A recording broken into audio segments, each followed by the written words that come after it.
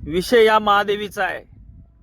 नांदणी गावाची लेक, कोल्हापूरची शान आणि महाराष्ट्राच्याही लेक। किती अत्याचार करणार आहेत तुम्ही पैशाच्या जोरावर? किती लोकांना ताब्यात घेतलंय तुम्ही पैशाच्या जोरावर? अरे अनेक जागेवरती किती जंगल ताब्यात घेतले तुम्ही पैशाच्या जोरावर। महादेवी या नांदणी गावाची हत्तीनी नव्हती, कोल्हापूरची हत्तीनी नव्हती, या गावाची लेक होती। ज्या आयाबायांनी तिला आपल्या हाताने खाऊ पिऊ घातले त्या आज म्हाताऱ्या झाल्या आहेत आणि आपल्या लेकीप्रमाणे जीवा पाड जपलेली ती महादेवी तू पैशाच्या जोरावर घेऊन गेलाय।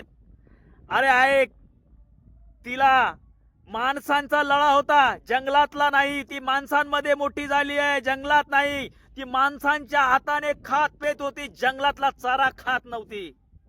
आणि आज एवढ्या मोठ्या जैन मंदिरात जी लहानाची मोठी झाली त्या हत्तीनीला, त्या महादेवीला तू घेऊन गेलास।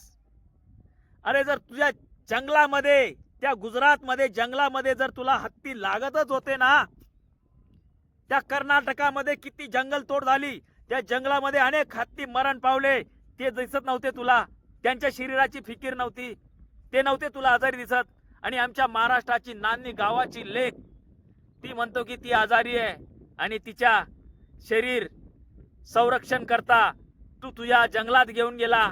अरे नाही, तू तुझ्या जंगलाचं नाव आमच्या महाराष्ट्राच्या लेकीला घेऊन गेला आणि तुझ्या जंगलाचं नाव मोठं करणार आहे त्यासाठी तू घेऊन गेला। पण आमचा महाराष्ट्राचाही, कोल्हापूरचा आणि नांदणी गावाचा आमचा पूर्णपणे या अंबानीला विरोध आहे। या अंबानीचे जेवढे प्रोडक्ट महाराष्ट्रामध्ये येतील, त्याचे कारण असतील, रिलायन्सचे जेवढे प्रोडक्ट आपल्या महाराष्ट्रामध्ये येतील तेवढे आपण बायकाट करायचे, वापरायचे नाहीयेत। तेव्हा त्या अंबानीला कळेल की महाराष्ट्र काय आहे आणि माणसाने जीव लावलेला प्राणी याची किंमत काय आहे।